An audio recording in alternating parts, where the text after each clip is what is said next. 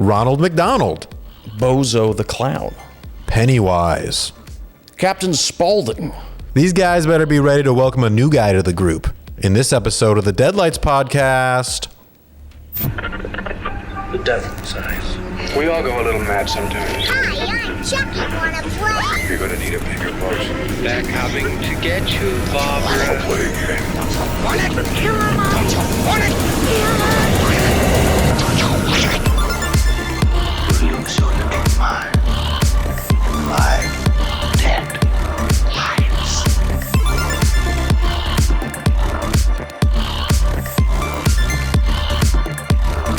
Welcome to the Deadlights Podcast. I'm your host, Sam. And I'm your host, Matt, bringing you yet another tremendous week of a deep dive into the horrorverse. Please like, subscribe, turn on those notifications. And hammer in those comments for us if you would so kindly do so, because we love to hear from you guys. And like we said in our inaugural Together episode from the last few weeks back, we really want this to be community forward. We're trying to really connect with everybody out there and hear from you, hear what you like, what you dislike, other things that we can specifically dive into, the different niches and whatnot that we got, and also just people who might have any connections to the industry. The horror sphere and space runs so wide and deep, especially here in the tremendous city of Chicago. So we're trying to put that outreach out there to y'all. Please send it. We're excited to be here for season 5, and we want to hear, like you said, what you want to hear from us. But today we're talking about a little evil clown stuff. Let's talk about some laughs and some blood in this episode. Terrifier from 2016, written and directed by Damien Leone. A maniac named Art the Clown terrorizes two friends on Halloween and everyone who gets in his way. That's about it. Yeah. The movie certainly is not deep, and it didn't need to be, truly, for what the first one was setting out to do and to be. And the synopsis, pretty much, that's what you get. Yeah, I would say that this movie is a celebration of, first of all, the character, Art the Clown, and also the amazing effects made by Damien Leone. It's a showcase of the horrible, gory, and shockingly real effects that this guy and his team can make. And that's exactly what it does. It really does. And if that was the goal of the film, I think it absolutely succeeded in that way. It's going to be an interesting, I think, review because, in our criteria of the Deadlights, we do have other things besides those in there. So we do have to talk about it. And I think it's going to be interesting where we land with our Smash Pumpkins in the end. I'm excited to talk about it. No, I am too, and I mean credit to where credit's due. This in a way, I think, reshook the horror community, and especially kind of the B movie realm of horror films that really established an audience. Art the Clown starts as part of a short film 20 years ago, and he's just the side character. And then last week, I'm at Regal Cinema to go see a Lego movie. My 12-year-old son looks over. He sees the Art the Clown popcorn head next to a Deadpool popcorn head. And he's like, Dad, are you going to get the Art the Clown popcorn head?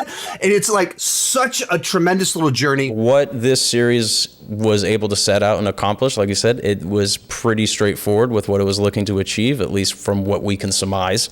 And did that very well to the extent that it really has got the boots on the ground fandom, that they kind of needed to be able to lift it up into what it's become now. And continuing to do, because we got more of these coming out. We've got 3 so far, and I think there's a 4th coming. So there's a franchise here that's built off of this one. And so I think it's going to be fun to, jump into the first one and see where it all began. Oh, yeah. Let's get into it. Let's open up the can. Yummy. See what we got inside. Filthy. filthy. Art is disgusting. Yes, that's a big part of this movie. And Damien Leone, I think we should start there. Writer, director, editor, makeup effects, sound design, like everything you could possibly do, like that is for post-production and everything. I color graded Terrifier. That's why it looks like so shitty.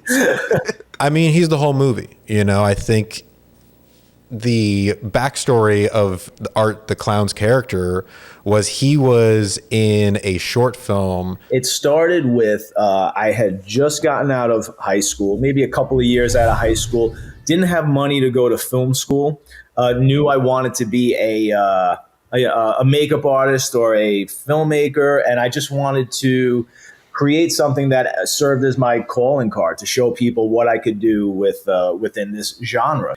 It was he's in the short film for maybe the first 4 or 5 minutes, and everybody who saw that short film, they just kept coming up to me and saying, "Dude, where did that clown come from? Like, what is his deal? He's so cool. He's so creepy. I need to see more of that character." He wasn't even a big part of it, but audiences loved him so much that he then featured him in a short called Terrifier. That's when I really fell in love with the character, though. When I made Terrifier, the short film, and I really started injecting more of his sense of humor, the dark sense of humor, and seeing what he's like as a slasher, I really thought there was something special with the character. And from that point on, it was a matter of how do I turn Terrifier, the short film, into a feature. Which then eventually led him to make this feature-length version of Terrifier. Yeah, and that is a long time coming. Everything like slowly built up to that. I mean, I was putting crazy stuff in the short films, like really nasty stuff, vulgar, offensive stuff. But by design, it was like you really wanted to separate yourself. You really wanted it to stand out. And it did. I mean, that worked. You can call it whatever, a dirty trick or something. But that stuff sticks with people. Like, I don't know if in his head he was like, I'm going to fucking shove this down people's throats and make them enjoy this. I don't think it was. I think want art. Yeah, I guess you're saying, yeah, it was like the fan support. They loved what art was, so it just kind of it built naturally from itself. Very organic. Yeah, and it makes sense. He made a character that is, and also I think found an actor that was able to portray this just horrifying character that just revels in all the violence, and paired with his ability to make incredibly good special effects. It just, I think, is it's a natural pairing of the funny and horrifying that works so well. And so clearly we get to 2016 when Terrifier is its own movie. This is a long time coming of a character that I think he now has invested so much time in. And it's a celebration of the bloody and disgusting. Part 1 was a showcase for Art the Clown, very basic. It was the kills, it was art, it was sort of asking the audience, do you like this character? Is it worth pursuing? Is he hitting any kind of nerve here? The film itself is very grimy. I think of Grindhouse films when I see this movie. Gritty, dirty. Blood and shit together. Yeah. It's mixing. They're using like green and red colors together to really make the red pop too. So every time there's an effect, it is so saturated. Visually, there's like a little bit of Dario Argento, believe it or not, in the first Terrifier. I was being very bold with splashes of colors. Like there's like this teal that we had through the whole movie. And that was really because I have such a love for Suspiria. They build tension really well. And you don't think that it's going to be taken to the extreme level of violence that it's actually taken to. You're like, no way. They're not going to actually show that. But they do end up doing that. And so it's this awesome mixture of having these very tense scenes. Welcome back to the program. If you're just tuning in, I'm sitting here live with the sole survivor of the Miles County Massacre. Do you remember your initial reaction when you first saw your face? Yes. Would you like to share that with us? I wish I was dead. Yeah, well, if you think she looks that bad on television, imagine what she looks like sitting 2 feet away from you. I was gonna gag at one point. Babe, do me a favor. If I ever look like that, promise me you'll put me out of my misery. And then we actually see what he does. There's no cutaways. You are in those scenes, seeing everything happen.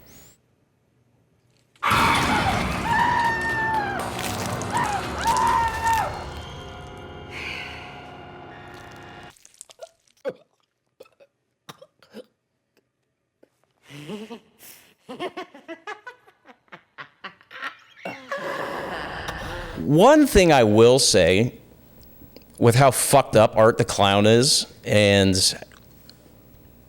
what a terrifying, ultimately unfortunate choice it was to not drink and drive, this movie kind of advocates for drinking and driving. Should have just let you drive. Yeah, you should have. But as usual, you have to be the good Samaritan, so here we are, stuck. They would have had a different night. If she would have just let drunk Dawn get behind the wheel. Tara was the one who was going to get behind the wheel, and then she couldn't take it on at the time. But that, no, obviously I don't mean that in any heavy-handed, serious sense. But it was just a funny observation where I would every time I watch it, I flick back. I'm just like, you're drunk. Just fucking drive. Get out of there. Just drive. Get Just the go. fuck It's out of there. Halloween. He's gonna get your tires. You're gonna be stuck.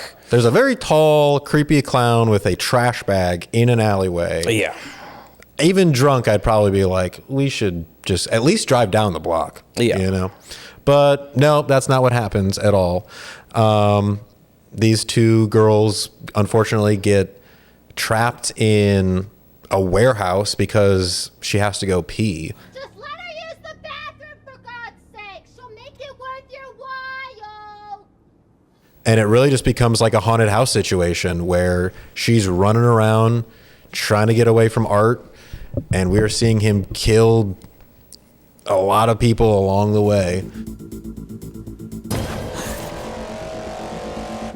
That's really it. Like, I would say, as far as the story goes, there isn't that much that happens aside from who we thought was our main character, Tara, does actually get killed in the middle of the movie, and our protagonist switches to her sister. What is it, Tara? Dawn and I are sort of stranded right now. She has a flat tire and no spare, and I was kind of hoping you could pick us up. Yeah. Where are you? And then she just gets pulled into the whole shitstorm that is Art the Clown just by circumstance. And she ultimately becomes our main character. So besides that kind of switch of form, there isn't really much else going on aside Art killing people. Everyone that comes into his path just becomes kill bait in the end. That's it. We get to see a cool way for them to die, honestly. And that's it. And again, that's fine. I think, again, if you're going to not have too great of an ultimate budget, and you know what the focal piece is from what the audience feedback has given you before around Art the Clown, let's amp up his makeup ultimately, and then like visual effects. We could pay every actor and every crew member. I think we paid them $100 a day, and it was probably a 30-day shoot, to maybe a few days more. Maybe we had to go back for some pickups, but I don't recall it being any more than that. We paid for food every day.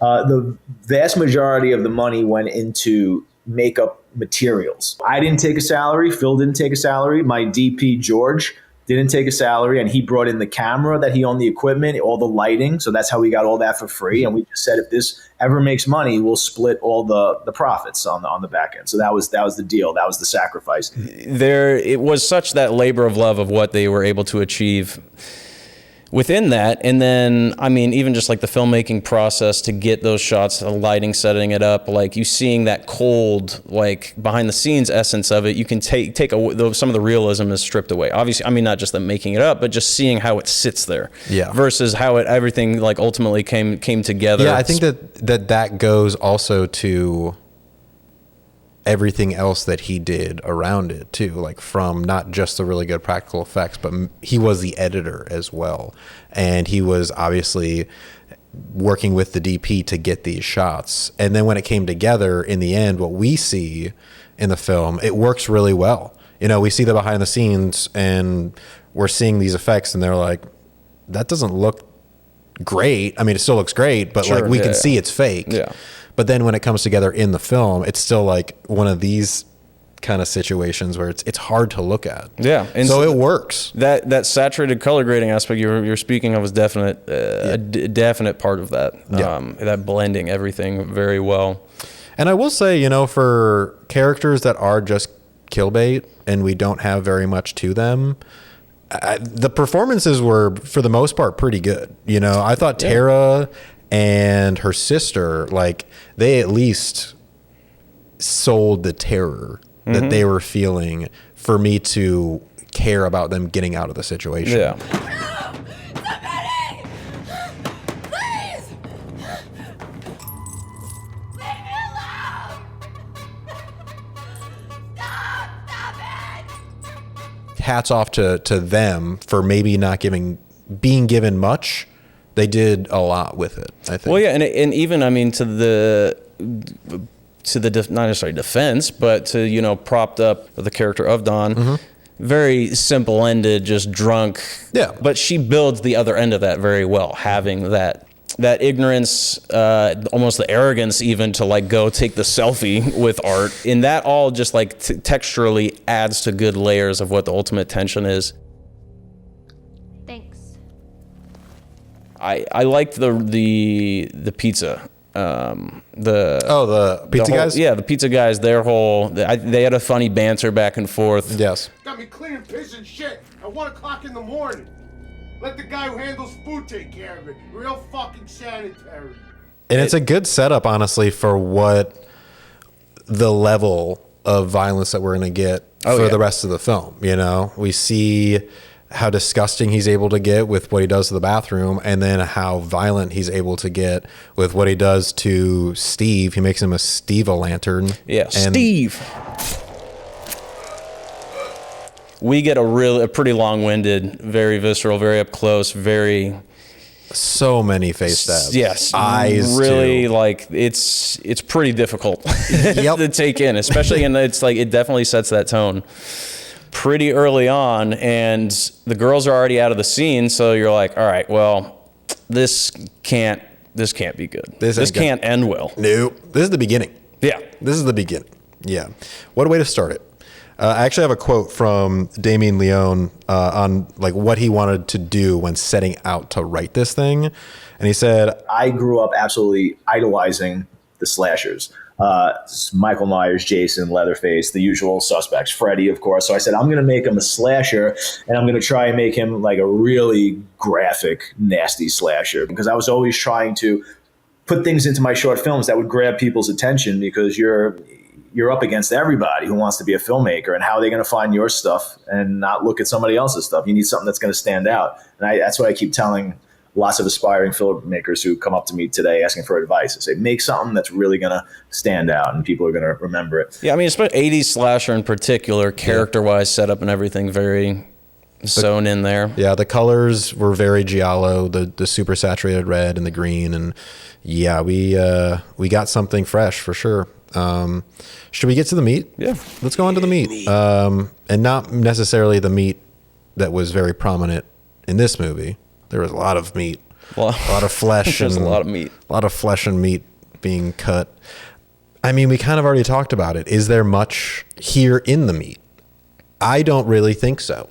I think maybe... a cautionary tale, but I think these characters, everything that happens to them is so like not of their fault that it almost can't be. You know? It's they random, just stumbled. it's a random act of violence. Yeah. And it's not really trying to say much else besides look at these cool effects, which is fun. And I mean, maybe something about like manifestation of evil, like for where we get to at the end with Vicky.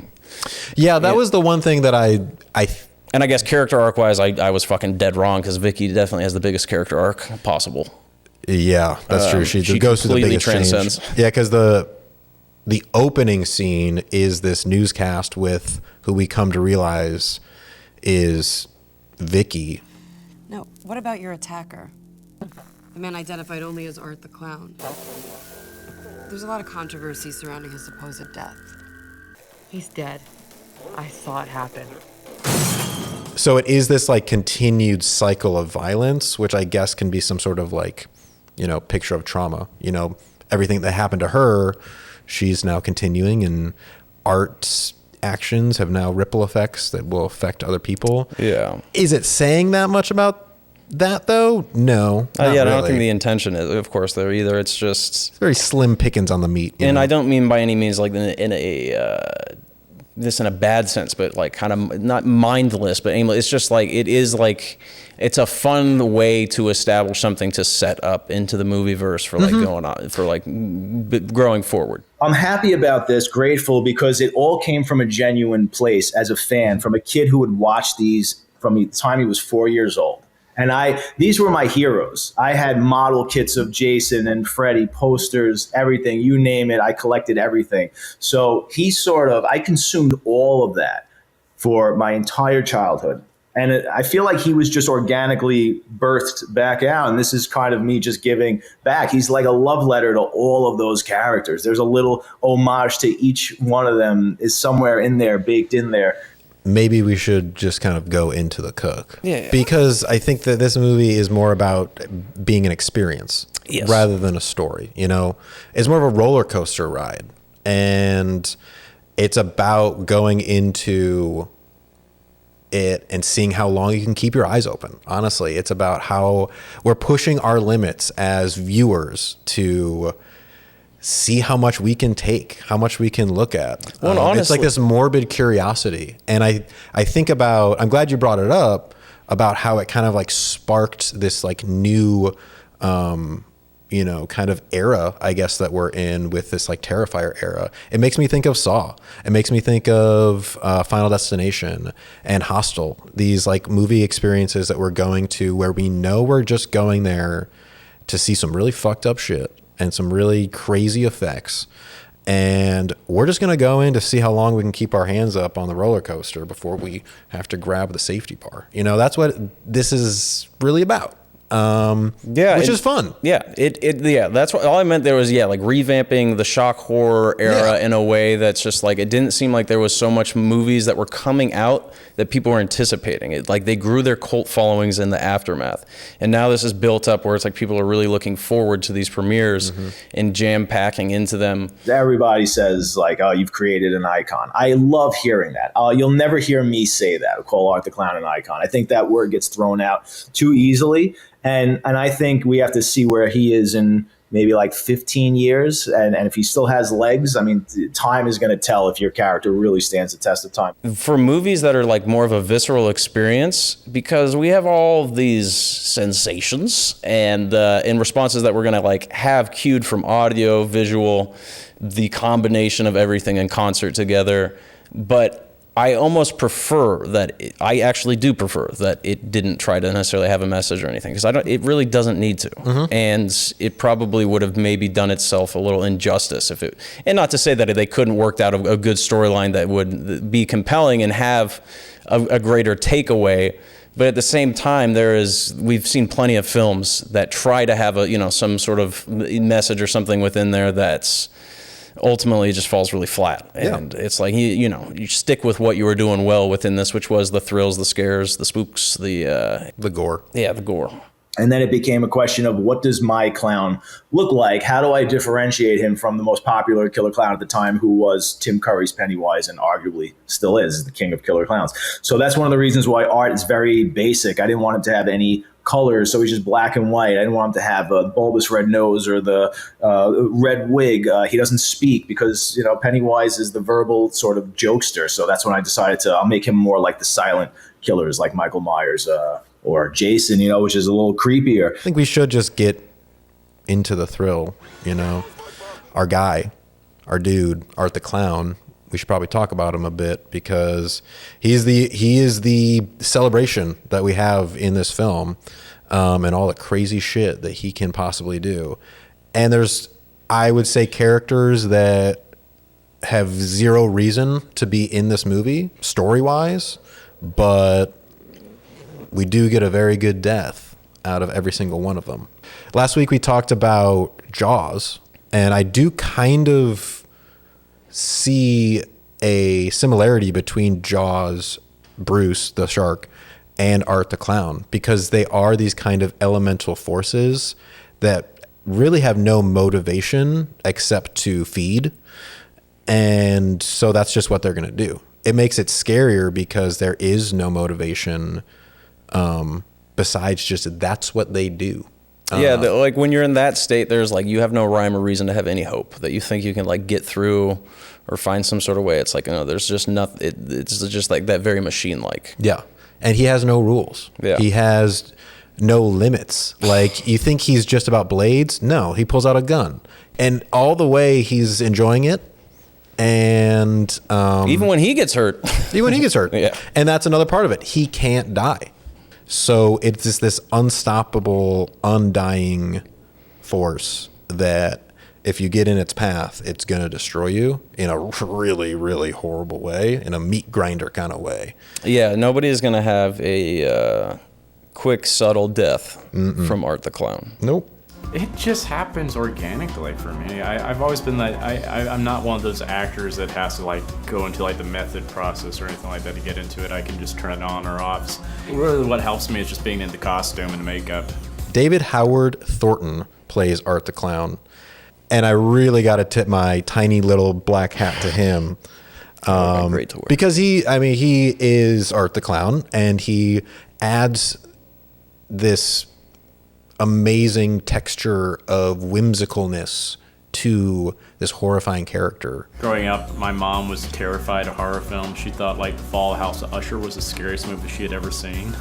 So we didn't really watch horror films in my house growing up. It wasn't until my senior year of high school, I was doing a show, and the cast all wanted to go see Scream 2 in the theaters when it came out. And they're like, Dave, come on. And I'm like, okay, I gotta go.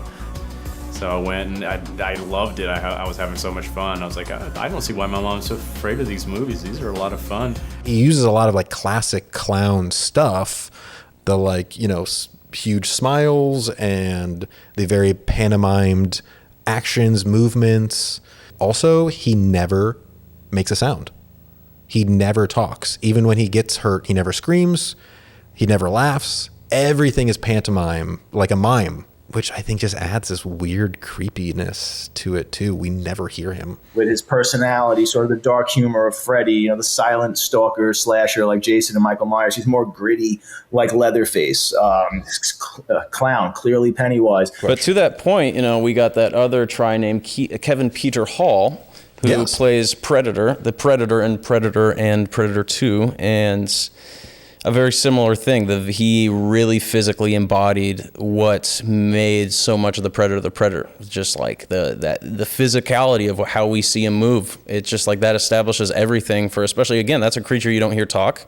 So it's like you need to have so much of that physicality to kind of ground something more around them and feel that terrifyingness, and just like you see him very much in these kind of like stoic poses and then like his hunting things, but then he gets down and he's really just like, you can see he's like real mobile, and you're like, oh fuck, I like this guy. I don't want this creature bounding for me. Are you okay?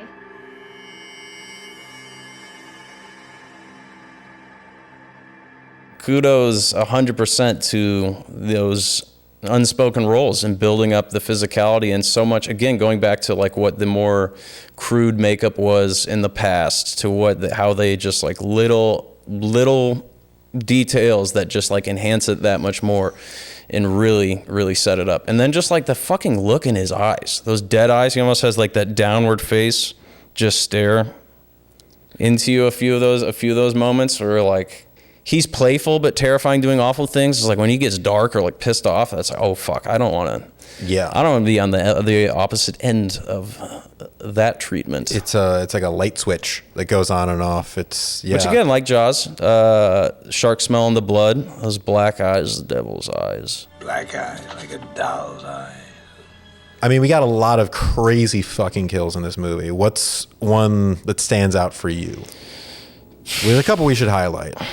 Well, I mean, there's the obvious we have to highlight, and then like I hate that this comes to me first again because it's kind of the obvious. I was trying to like skate around on things, but it's maybe we should just talk about it. Yeah, I mean, the very first time seeing this film, I was aware this was going to come out, and we already have so much of what has been slowly tantalized and built up with Art the Clown. He finally got Tara after like fucking mutilating her Achilles tendon and ankle. And so he's got her subdued, tied down. She wakes up. She sees like this covered curtain in the background from her, to which Dawn is behind, taped mouth taped, hung upside down naked from both her legs spread apart.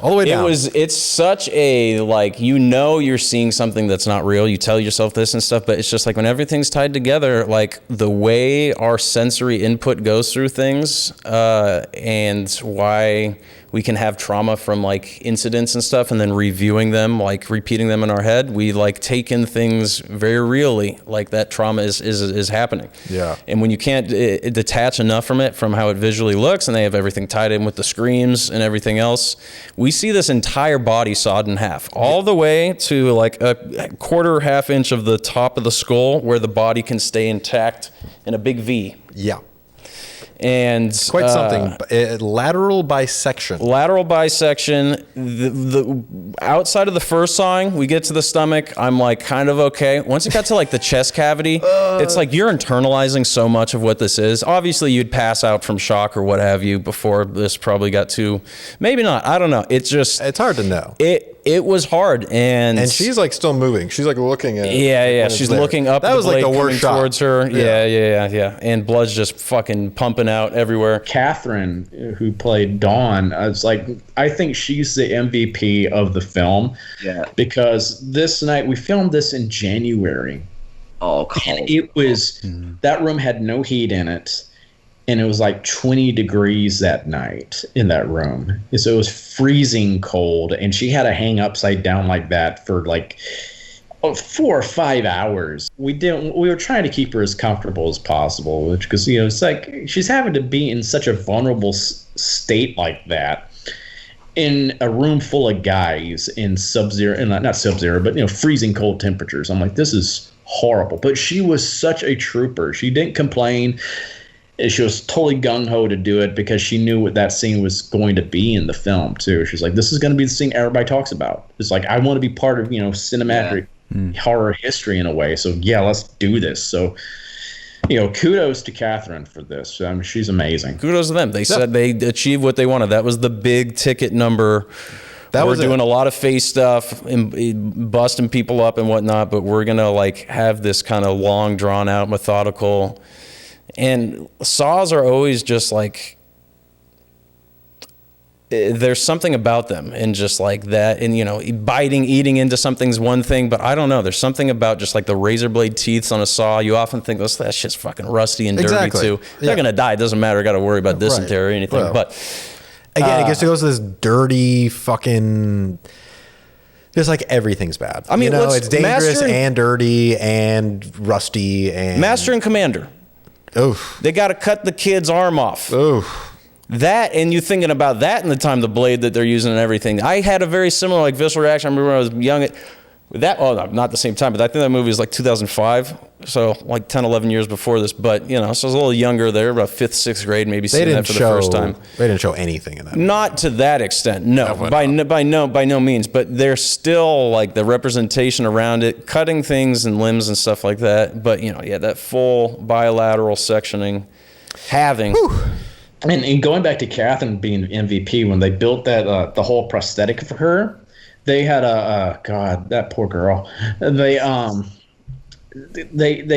did a whole body mold of her. So that's actually her body they molded that off of. And she came out and she had too much releasing agent on. She took too much of it off. Oh. And so when they tried to get her out of the mold, it wasn't coming off. And they just had to take her to the ER. Oh, God. Which is a full body mold. It wasn't just, it's like she's stuck in that thing. And so it took about an hour, they said, to just slowly pry her out of that thing. So she got a true Brazilian that day, I think. Yeah, no, like you said, that's the big ticket one that I think everyone remembers after they get out of this experience. But there are some other really great effects too. I don't think his character serves any purpose at all, but the second exterminator that shows up to the building later, I can't remember his name because he literally walks in and then gets killed.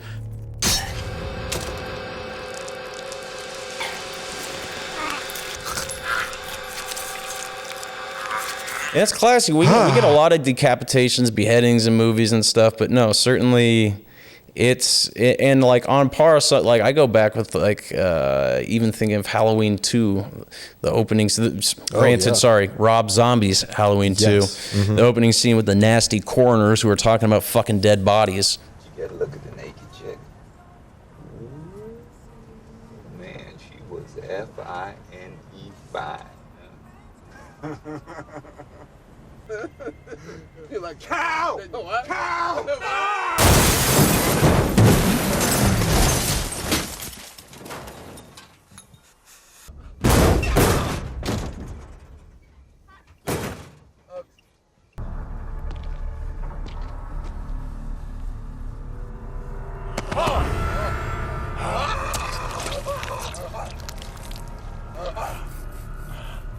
That you just see layering back and snapping as he's really, but it's dark. You know, this one was. We're seeing everything. The props that we're getting for these heads are great matches. Mike's head before he gets smashed. Oh my God, that's Mike down there. That's Mike. Poor Mike. Yeah, and that again, it goes back to Damien Leone and his team. Great job, and also back to David Howard Thornton, his performance, working together to create this crazy, bloody, masterful piece. Want you ride my bicycle? I want you ride. I want you can't go anywhere. One other thing that I wanted to bring up that Damien does really well in the editing are these cutaways. First of all, we're getting cutaways to very extreme close-ups of violence and gore, which is, as an audience member, we're now having to sit on the edge of our seat the entire time, not knowing if we're going to get just cut to a fucked up bloody face or whatever. So that leaves us in this like state of high tension, not knowing what we're going to see next. But then he also uses it for comedy too. Like the first time that Tara sees Art in the warehouse that she's stuck in,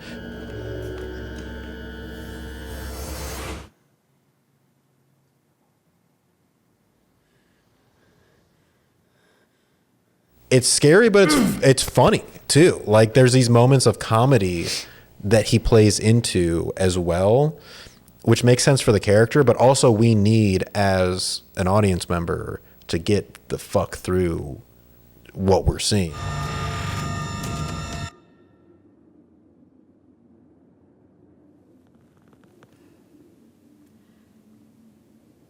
I really have to pee. Yeah, I mean, and he levels that comedy to a pretty far extent too, as far as like whether or not, you know, like the intended comedic relief or just like the absurdist comedic sense that Art has for himself.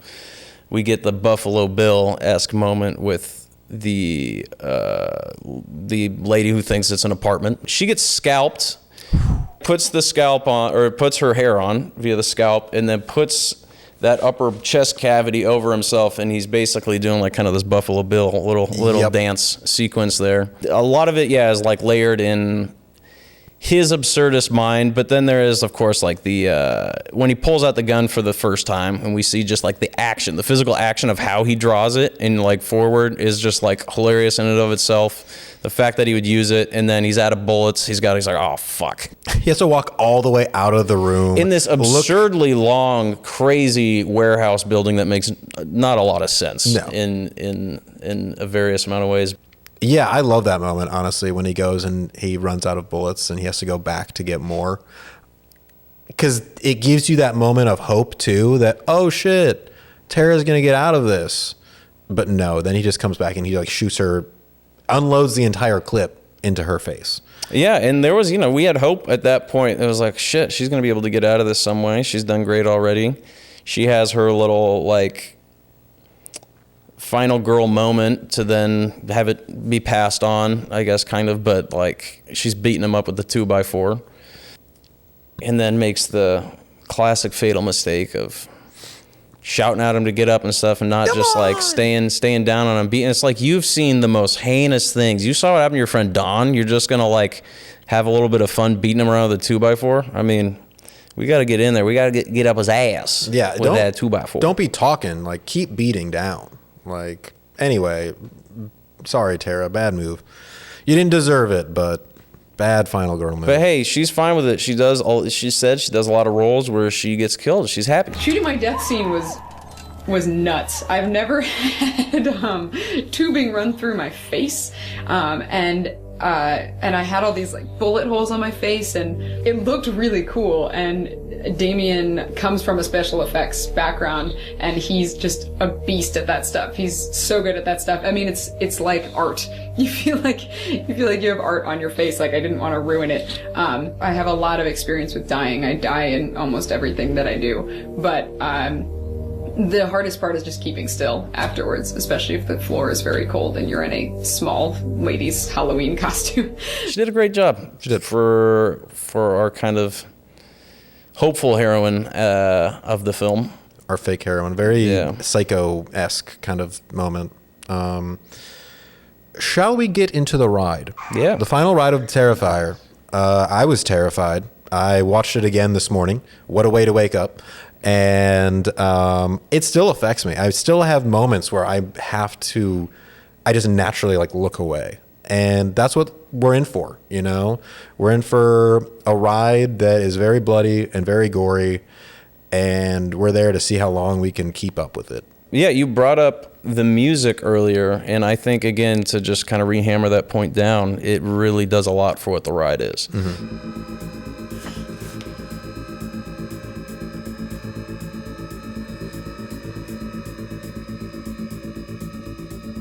Is especially we establish, like, now I'm trying to remember, do we get the news broadcast first and then we get kind of the music intro with art? Or do we have it's happening at the same time. It is simultaneous. We're seeing that TV right, and then interview, and then we go into classic Freddy Krueger Nightmare on Elm Street opening where he's like putting on the makeup and stuff. Getting his makeup, getting his weapons all together, and then we cut back to the newscaster in her dressing room where she gets faced by Victoria, who literally faced gouges her eyes out. The music, that like grungy kind of like heavy like tones and stuff that are like coming in and just hitting. Like, there's a couple piano parts that really remind me of Halloween too. Oh, of course, like, of course.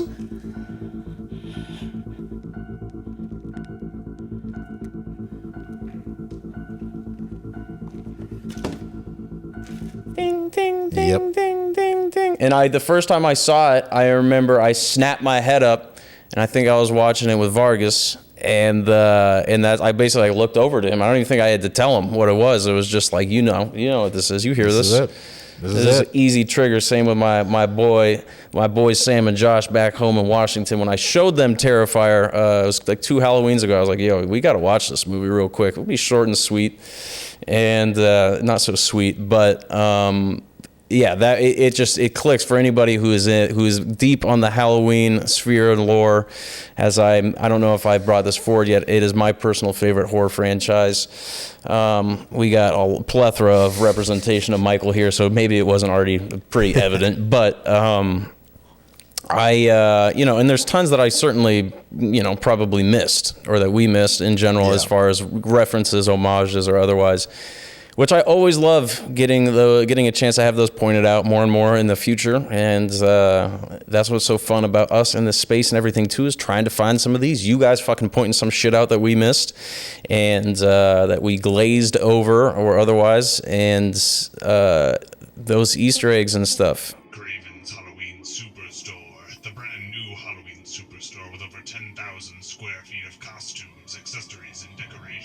I love that too. It's fun to see filmmakers having fun and like throwing these little references in there and doing the things clearly referencing the things that they loved that made these movies possible. Yeah, exactly. And we're here to celebrate all that. And I think that this movie, the ride is great. There's really no downtime. It's relentless in the gore and the tension, and there's very little room for just sitting around. I will say that I think there are characters that are very kind of out of left field. Like, I'm sorry, the doll lady, Well, it's what the fuck was going on with that? It never had any clear. It never came full circle in any way. No, because like if she's like this woman that is just unfortunately living in, I think, this abandoned building. Well, and especially the first time it sets it up, you think she's involved with him in some way. How odd it is that she already believes that she's living in an apartment building.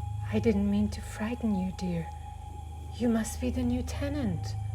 It's nice to finally meet you. You're really going to like it here.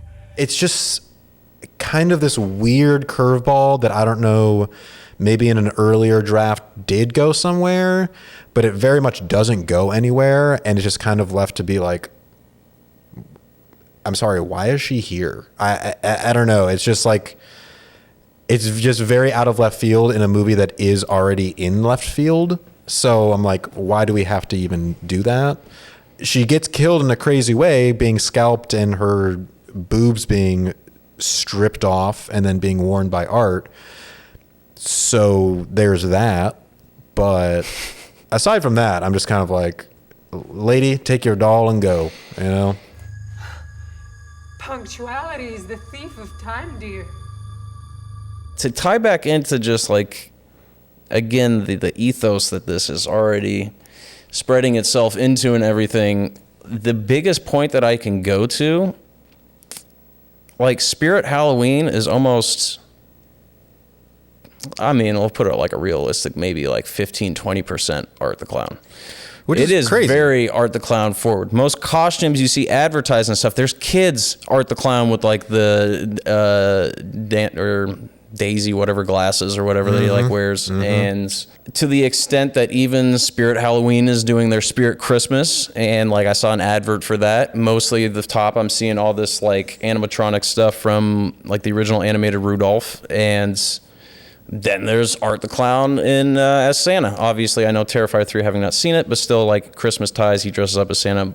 We haven't seen a movie of this, like, production value tier or something like that that isn't promoted so much larger on a larger budgeted scale and everything, have this sort of impact into the pop culture sphere of what people are, you know, buying, wearing, representing and stuff. Like, Art the Clown, like, quickly cemented himself in there. He's an icon. I'd say more than fucking Pennywise. Totally. And Pennywise has had multiple stints. And Pennywise is certainly the fucking reason I hated clowns growing up, and so many people did too. I mean, we were kids. It came out like decently before, or like before we were like of age to watch, at least like the TV movie original. Yeah. But I remember some family friends of ours growing up describing like the shower scene to me and the drain opening up. I didn't even have to see the movie. I fucking looked at any drain in my sink in the bathtub, and I just saw it expanding and a clown coming out of it to eat me, and I was fucking terrified. So, you know, we sat with Pennywise for a long time. We had and you know, I hate to kind of not done the due diligence, kind of forgetting here, what was the era? I mean, I guess it was kind of around it when people started just dressing up as clowns and like standing and just terrifying people, messing with people and stuff. Yeah, so I mean, that maybe had some sort of influence into this clownage coming in, although it's obviously a completely different interpretation. You can go so many ways with clowns. Anyhow, even to the extent of Baskets. Yeah. Baskets the Clown, Zach Galifianakis, tremendous show. But yeah, I mean, just kudos to what they, you know, I guess you can kind of sometimes say stumbled into. I don't really want to say that it was so nonchalant, unintended, but it's just like you find what maybe was a little bit of a happy accident, or like, oh, this is what people really respond to, and like what it may be able to turn itself into. And it's just all those pieces came together really great for Damien and the rest of, you know, the tight crew that he probably has stayed with throughout this. And it's very cool to see. Tom Savini's my hero, perhaps the biggest inspiration, my biggest influence. Because when I was 8, I discovered what a makeup artist was through his documentary Scream Greats. And I saw that he created Jason. I was like, oh, somebody creates the monsters. Like, I was obsessed with monsters. And it was like, now you can make them too. I was like, I want to start making monsters. Terrifier. 2016. Terrifier. Let's get to these Smash Pumpkins. How you feeling? What do you think about Terrifier? Terrifier 2016. It set out to do what it did and did that well. However, I'm gonna land at it's a 1.5. 1.5 pumpkin for me. Nice.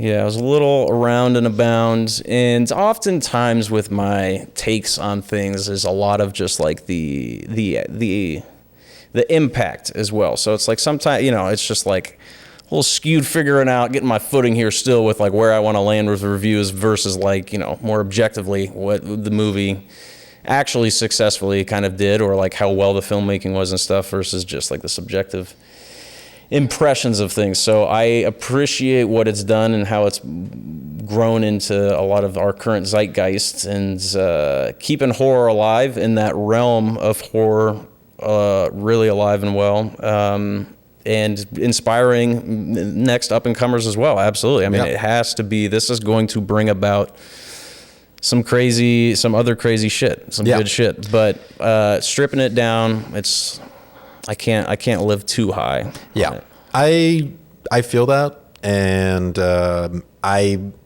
gonna give it a 2, because the things that really work for me are, the filmmaking, which is including like how they shot it, and the music and the acting, and also all of Damien's work on it from pre to post, and then really the thrill.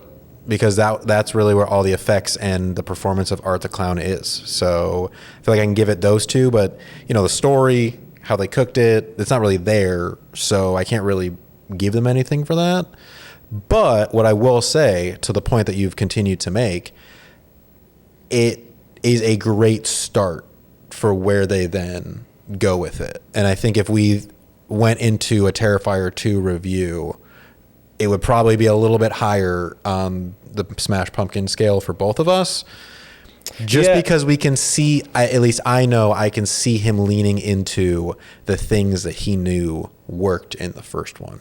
Yeah, and again, getting the footing, lay of the land, I forgot to go criteria based for kind of looking at my rating, which makes a little bit more sense. So I don't mean to cop out and around, but I would land at a solid 2 as well. I mean, especially if we're going back looking at criteria sake, I absolutely agree that the elements and things that were hammered in and done well were really, especially for what they were working with budget and everything, it being a lower budget film, I really did enjoy the music and how that amplified the internal dread and tension things building of just like, oh, okay, if you're hammering this type of tonal things down while he's just like this quiet, nonchalant kind of thing, it's like, oh, this is going to, the dichotomy between the two is like, we're meeting somewhere in the middle, or no, not meeting somewhere in the middle. We're going to meet when the rubber reaches the road. It's like, that is going to be on the end of like the amplified sound that we're getting. And it resonates with a lot of intense dread and,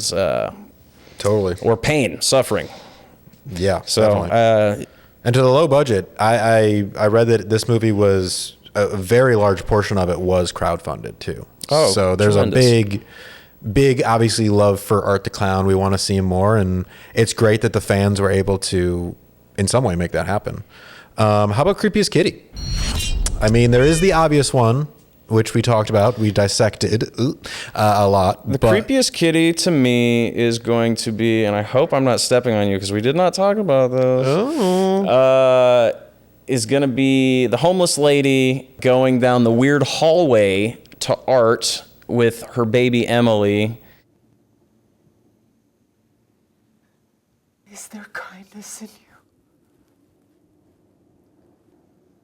Have you ever felt a mother's touch?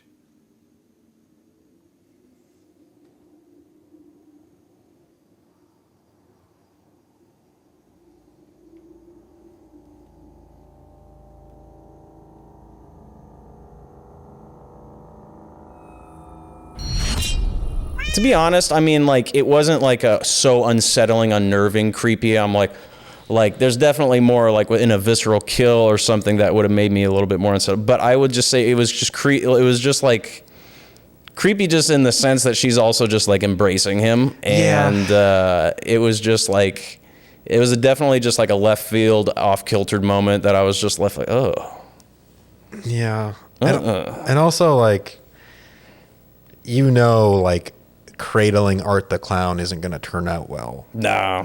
And it doesn't. No. Yeah, that was crazy. Yeah, and like there was some old torture methods that was like just literal full body skinnings. Yep. And so I mean, at least we're not in that territory yet. Yeah, not yet. I will say they definitely ramp it up in the second one somehow. Okay, I'm gonna get back to my creepiest kitty real quick.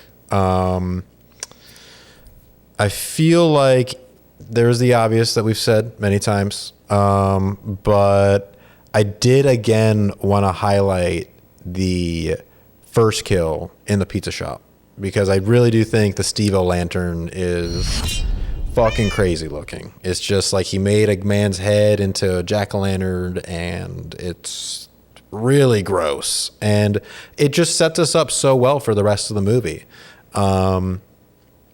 And throughout that scene where his employee is getting stabbed in the face, they do keep cutting back to his face too, and it's. You had a pretty good reaction to when the employee's getting stabbed. you were feeling it. So many eyes. Yeah, so much face stuff. Oh yeah, so much face stuff. I would say the pizza shop scene is just. I'll highlight that one. Oh boy, wow, Terrifier 2016. Thank you for stopping by and for all that you do. I'm excited to see the next couple ones and everything that comes from Damien Leone in the future. Thank you, kindly. And thank you for stopping on by for another episode of the Deadlights Podcast. You could find us at the Deadlights Pod. Please remember to subscribe, like, turn on those notifications. Comment away. Send us your comments in the comments, and yeah, do that. Please do that. At this point in time, 3-Eye Atlas has passed by, and we are all enslaved to the alien race. Yeah. You can cut this, but I don't know where that's landing at the time that that's supposed to take place. From now, that will be over. But we'll see where that leads us. If it's relevant, we'll keep it locked in. Check it out. That's all. Yeah, please give us your comments, feedback on this episode as we're warming things up little bit by little bit here, getting into this new beautiful season 5. At the tremendous Playground Social Studios in Chicago, Illinois. Yes, thank you, Playground Social Studios. Thank you, Rudy, in the booth for all the tremendous job. Thank you, Michael, for all the TVs as well. And also thank you, Andrew Degner, for making us look real good on all the extra content that we got coming out. Oh, yes. That is more to come, more to grow within that. We got to find Leslie. We got to figure out where she's at. Yeah, are we going to get in there? Are we going to go in there? I don't know. You'll have to find out. You can also check me out at BP Pritchie T. You can check me out at MR_Andreessen. And until next time, stay spooky, y'all. Stay spooky, y'all. Woo. Woo, feeling spooky. Feeling bloody after that one.